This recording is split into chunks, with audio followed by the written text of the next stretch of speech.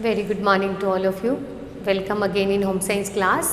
बच्चों, previous class में हमने सुस्वास्थ्य हेतु योग, प्राणायाम, ध्यान और खेलों का महत्व किया था। आज का हमारा टॉपिक है प्रतिरक्षा शक्ति, प्रतिकारिता या इम्यूनिटी। आप सभी लोग इस शब्द से आज के समय में भली भांति परिचित हो कि इम्यूनिटी पावर, प्रतिरक्षा शक्ति क्या है। सामान्य शब्दों में इसे ये कहा जाता है कि शरीर द्वारा रोगों से लड़ने की जो क्षमता है, हमारे शरीर के अंदर रोगों से, बीमारियों से जो लड़ने की शक्ति है, उसे ही प्रतिरक्षा शक्ति या फिर प्रतिकारिता कहते हैं। व्यक्ति के शरीर में किसी भी रोग के सूक्ष्म जीवों से लड़ने व उन्हें नष्ट करने की क्षमता प्रतिरक्षा शक्ति कहलाती है। WHO ने भी यही कहा है कि शरीर के अंदर रोगों से लड़ने की जो क्षमता है, रोगाणुओं को नष्ट करके, उन्हें मार करके शरीर से निष्कासित करने की जो क्षमता है, वही क्षमता प्रतिरक्षा शक्ति कहलाती है। यह क्षमता कुछ हद तक हमारे शरीर में नेचुरली, प्राकृतिक रूप से पाई जाती है। जब कोई रोगाणु हमारे शरीर में प्रवेश करता है तो हमारे शरीर में श्वेत रक्त कणिकाएं, हमारे रक्त के अंदर 3 प्रकार की कणिकाएं पाई जाती हैं। लाल रक्त कणिकाएं, श्वेत रक्त कणिकाएं और बिंबाणु। तो रक्त में पाई जाने वाली श्वेत रक्त कणिकाएं जो हैं वो इस आकार की होती हैं, अमीबा के आकार की होती हैं। ये पूरी बॉडी में रक्त के द्वारा परिभ्रमित होती रहती हैं और जब रोगाणु हमारे शरीर में प्रवेश करते हैं तो उन्हें पहचान करके ये उस जगह पर पहुंच जाती हैं और उन रोगाणुओं को मारने के लिए प्रतिरक्षी पदार्थ का, एंटीबॉडीज़ का निर्माण करती हैं। एंटीबॉडीज़ का निर्माण करती हैं और जो रोगाणु हैं वो एंटीबॉडीज़ इन्हें नष्ट कर देता है। फिर इसका आकार अमीबा जैसा होता है और ये इसके कूटपाद होते हैं। ये इनके द्वारा आगे बढ़ के उन रोगाणुओं को अपने अंदर खींच लेती हैं और उनका भक्षण कर जाती हैं। अगर ये श्वेत रक्त कणिकाएं रोगाणुओं को मारने के लिए प्रॉपर एंटीबॉडीज़ का निर्माण नहीं कर पाती हैं तो ये रोगाणु जो है अपने गंतव्य स्थान पर पहुंच जाते हैं और गुणन क्रिया द्वारा वृद्धि करते हैं और जिन अंगों को नुकसान पहुंचाना होता है वहां जाकर नुकसान पहुंचाते हैं और हमारा शरीर रोगी हो जाता है। अगर ये श्वेत रक्त कणिकाएं जीत जाती हैं, रोगाणुओं को मार देती हैं, तो रोगाणुओं का भक्षण कर लेती हैं, उन्हें खा जाती हैं, तो हमें रोग नहीं होता। अगर शरीर की श्वेत रक्त कणिकाएं रोगाणुओं से नहीं जीत पाती या यूँ कहें कि ऐसे प्रतिरक्षी पदार्थ का, एंटीबॉडीज़ का निर्माण नहीं कर पाती कि रोगाणु उससे मर जाएं, तो रोगाणु हमारे शरीर में पहुंचकर गंतव्य स्थान पर जाकर गुणन क्रिया द्वारा वृद्धि करते हैं और शरीर को रोगी बना देते हैं। तो हमारे शरीर में ये श्वेत रक्त कणिकाएं जो है प्रतिरक्षी कणिकाओं की तरह कार्य करती हैं और हमारे शरीर की रोगों से रक्षा करती हैं। नेक्स्ट आता है कि प्रतिरक्षा का वर्गीकरण क्या है, कितने प्रकार की प्रतिरक्षा हमारे शरीर में पाई जाती है या फिर हमें मिल सकती है। तो प्रतिरक्षा को मुख्य रूप से 2 वर्गों में वर्गीकृत किया है, प्राकृतिक प्रतिरक्षा और कृत्रिम प्रतिरक्षा। प्राकृतिक प्रतिरक्षा वो है जो हमें प्रकृति से, नेचर से प्राप्त होती है, ये गॉड गिफ्टेड होती है। और कृत्रिम प्रतिरक्षा हम जन्म के बाद अर्जित कर सकते हैं, इन्हें हम बाद में अपने शरीर में डाल सकते हैं। प्राकृतिक प्रतिरक्षा को पुनः 2 वर्गों में वर्गीकृत किया गया है, व्यक्तिगत प्रतिरक्षा और जातिगत प्रतिरक्षा। व्यक्तिगत प्रतिरक्षा वो है जो प्रत्येक व्यक्ति जन्म के बाद लेकर आता है, जो व्यक्ति की खुद की इम्यूनिटी पावर है, जो श्वेत रक्त कणिकाओं की क्षमता है जिससे कि व्यक्ति रोगों से लड़ सकता है, वो क्षमता कहलाती है व्यक्तिगत प्रतिरक्षा। आप लोगों ने सुना होगा कि प्रत्येक व्यक्ति की अपनी अपनी इम्यूनिटी पावर होती है, अपनी अपनी प्रतिरक्षा शक्ति होती है, जिससे वो रोगों से लड़ सकता है। किसी व्यक्ति को रोग जल्दी जल्दी हो जाते हैं और किसी के अंदर रोगों से लड़ने की क्षमता अधिक होती है। तो वो व्यक्तिगत प्रतिरक्षा है जो अलग अलग व्यक्तियों में अलग अलग पाई जाती है। नेक्स्ट है जातिगत प्रतिरक्षा। जातिगत प्रतिरक्षा के अंदर वो प्रतिरक्षा आती है जो एक पर्टिकुलर जाति में मौजूद होती है। जैसे कि कुछ बीमारियां ऐसी हैं जो कि जानवरों में होती हैं, मनुष्य जाति में नहीं होती, और कुछ ऐसी हैं जो मनुष्य जाति में होती हैं लेकिन पशु जाति में वो बीमारियां नहीं देखी जाती। साथ ही कुछ एक पर्टिकुलर मनुष्यों की भी जातियां ऐसी होती हैं जिन्हें कोई एक स्पेशल डिजीज़ नहीं होती। मानव जाति के अंदर हबशी जाति एक ऐसी जाति है जिसे पीत ज्वर नहीं होता, क्योंकि उनके रक्त के अंदर इस ज्वर से, पीत ज्वर के रोगाणुओं से लड़ने की क्षमता मौजूद रहती है। तो जातिगत प्रतिरक्षा पर्टिकुलर जाति में पाई जाती है, यह भी नेचुरल है, गॉड गिफ्टेड है। नेक्स्ट आती है कृत्रिम प्रतिरक्षा। कृत्रिम प्रतिरक्षा अर्जित की जाती है, बाद में शरीर में डाली जाती है। इसे भी दो वर्गों में बांटा गया है, सक्रिय प्रतिरक्षा और निष्क्रिय प्रतिरक्षा। सक्रिय प्रतिरक्षा जो है इसको डेवलप करने में, विकसित करने में कुछ समय लग जाता है, लेकिन जब ये प्रतिरक्षा विकसित हो जाती है तो ये लंबे समय तक हमें रोगों से बचाती है। जबकि निष्क्रिय प्रतिरक्षा जल्दी से हमारे शरीर में विकसित हो जाती है, लेकिन इसका पीरियड शॉर्ट होता है, यह कुछ समय तक हमें रोगों से बचा सकती है।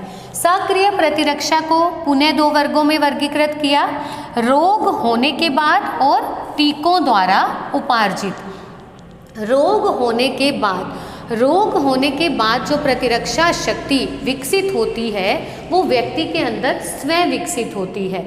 कई बार कुछ रोग व्यक्ति को हो जाते हैं जिसके लिए कोई मेडिसिन नहीं होती, लेकिन वो बीमारी धीरे धीरे हमारी प्रतिरक्षा शक्ति द्वारा ठीक हो जाती है। जैसे कि रोगाणु ने शरीर पर आक्रमण किया, लेकिन श्वेत रक्त कणिकाएं इन्हें मारने के लिए एंटीबॉडीज तैयार नहीं कर पाई, क्योंकि उन्हें समझ में नहीं आ रहा था कि ये रोगाणु किन एंटीबॉडीज से मरेगा। धीरे धीरे श्वेत रक्त कणिकाओं ने वो एंटीबॉडीज तैयार कर ली जिससे कि रोगाणु का नाश हो गया। मतलब कुछ समय तक रोग व्यक्ति को हुआ, लेकिन धीरे धीरे खुद की शक्ति द्वारा, खुद की इम्यूनिटी पावर द्वारा वो रोग धीरे धीरे ठीक हो गया। तो वो शक्ति जो होती है वो है रोग होने के बाद। जिस तरह से पहले चेचक या फिर जो डेंगू है, पोलियो है, ये बीमारियां जब होती थी तो उसके बाद ये बीमारियां स्वतः ही ठीक हो जाती थी, क्योंकि इनके बीमारियों से जो रोगाणु हमारे शरीर में प्रवेश करते थे, धीरे धीरे श्वेत रक्त कणिकाएं उनको मारने लग जाती थी, तो बॉडी के अंदर स्वयं ही प्रतिरक्षा शक्ति विकसित हो जाती थी। लाइफ में दोबारा वो बीमारी फिर से नहीं होती थी, क्योंकि दोबारा अगर उस रोग के रोगाणु शरीर पर आक्रमण करते थे तो हमारी श्वेत रक्त कणिकाओं को पता होता था कि ये रोगाणु इस एंटीबॉडीज से नष्ट हो जाएंगे, तो वो एंटीबॉडीज दोबारा बनाती थी, उन रोगाणुओं को नष्ट कर देती थी। मतलब एक बार रोग होने के बाद रोग दोबारा बॉडी में नहीं होगा, क्योंकि उस रोग के प्रति शरीर में प्रतिरक्षा शक्ति विकसित हो गई है। नेक्स्ट है टीकों द्वारा उपार्जित। हम बचपन से ही कुछ इंजेक्शन्स लेकर, कुछ टीके लगाकर प्रतिरक्षा शक्ति विकसित करते हैं। जब बालक का जन्म होता है तो BCG का टीका, DPT का टीका, खसरा, ये सभी इंजेक्शन्स, पोलियो का टीका लगते रहते हैं। तो ये सभी टीके जो है हमारी प्रतिरक्षा शक्ति को बढ़ाते हैं, क्योंकि ये इंजेक्शन रोग होने से पहले ही लगा दिए जाते हैं ताकि हमारे शरीर की प्रतिरक्षा शक्ति मजबूत हो जाए। टीकों द्वारा उपार्जित प्रतिरक्षा को भी 3 वर्गों में वर्गीकृत किया गया है, जीवित वैक्सीन, मृत वैक्सीन और जीव विष द्वारा। जीवित वैक्सीन जो है उसके अंदर टीकों के द्वारा जीवित रोगाणुओं और जीवाणुओं को जो है हमारे शरीर के अंदर जो वायरस है, रोगाणु है, उसको जीवित अवस्था में टीकों के द्वारा हमारे शरीर में डाला जाता है। लेकिन उसका असर कम कर दिया जाता है ताकि बॉडी में जाकर ये हल्का इफेक्ट दिखाए और हमारी जो श्वेत रक्त कणिकाएं हैं उनकी इनसे लड़ने की क्षमता धीरे धीरे विकसित हो जाए, और जब दोबारा कभी ये रोगाणु हमारे शरीर पर आक्रमण करें, हमारी जो प्रतिरक्षा शक्ति है वो मजबूत हो जाती है। नेक्स्ट है मृत वैक्सीन। मृत वैक्सीन में जीवाणुओं को, वायरस को मृत करके, उन्हें मार करके टीकों द्वारा हमारे शरीर में डाला जाता है ताकि श्वेत रक्त कणिकाएं उन्हें पहचान सकें और उनको नष्ट करने के लिए एंटीबॉडीज तैयार कर सकें। नेक्स्ट आता है जीव विष द्वारा। कुछ रोगाणु, कुछ जो वायरस हैं वो एक प्रकार का विष बनाते हैं जब वो हमारी बॉडी में चले जाते हैं और एक प्रकार के विष का निर्माण करते हैं, और वो विष हमारे लिए हानिकारक होता है। तो उस विष को, जीवों द्वारा बनाए गए विष को टीकों के द्वारा हमारे शरीर में डाला जाता है, बॉडी में इंसर्ट करवाया जाता है ताकि शरीर की प्रतिरक्षा शक्ति उस विष को नष्ट करने के लिए विकसित हो सके।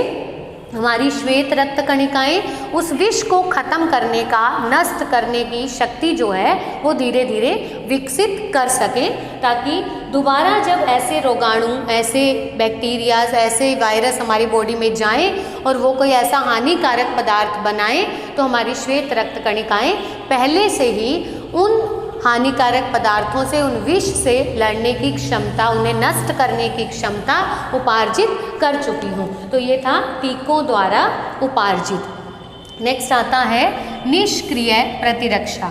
निष्क्रिय प्रतिरक्षा को पुनः दो वर्गों में वर्गीकृत किया गया है, कृत्रिम और प्राकृतिक। कृत्रिम हमें बाहर से अर्जित करनी पड़ती है। कृत्रिम जो प्रतिरक्षा है इसमें किसी अन्य मानव या फिर जानवर के अंदर उत्पन्न हुई प्रतिरक्षा शक्ति को अन्य मानव में, दूसरे मानव में डाला जाता है। मतलब एक मानव या एक जानवर की प्रतिरक्षा शक्ति को मनुष्य के अंदर इंसर्ट करवाया जाता है, तो वो है कृत्रिम प्रतिरक्षा।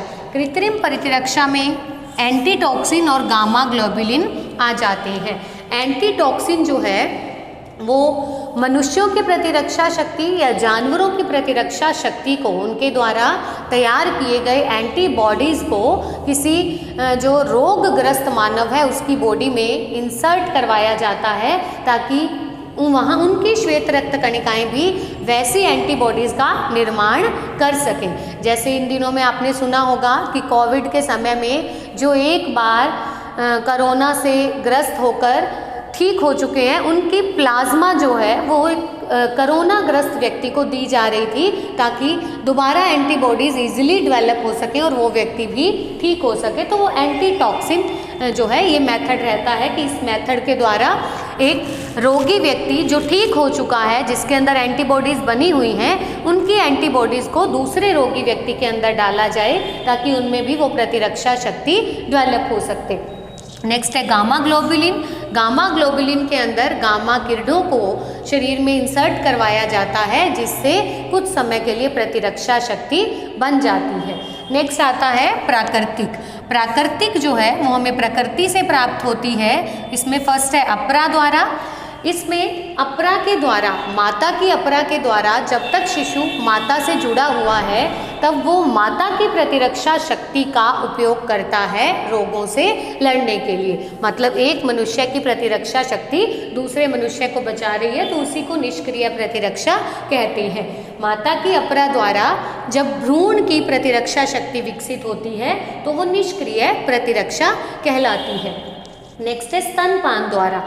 जब तक माता बालक को स्तनपान करवाती है तब तक माता के अंदर डेवलप हुए एंटीबॉडीज़, उसकी प्रतिरक्षा शक्ति बालक की भी रक्षा करती है। जब तक वो माँ का दूध पी रहा है तो दूध के अंदर कुछ एंटीबॉडीज़ होते हैं, विशेष करके माँ के प्रथम जो दूध होता है, माँ के स्तनों से निकला प्रथम दूध जिसे कोलेस्ट्रम कहते हैं, वो एंटीबॉडीज से भरपूर होता है। वो बच्चे की विभिन्न रोगों से रक्षा करता है। तो स्तनपान द्वारा भी प्रतिरक्षा शक्ति विकसित हो सकती है। तो ये था प्रतिरक्षा, प्रतिकारिता और उसका वर्गीकरण। नेक्स्ट क्लास में हम विभिन्न प्रकार की डिजीजेस के बारे में, बीमारियों के बारे में पढ़ेंगे। Thank you.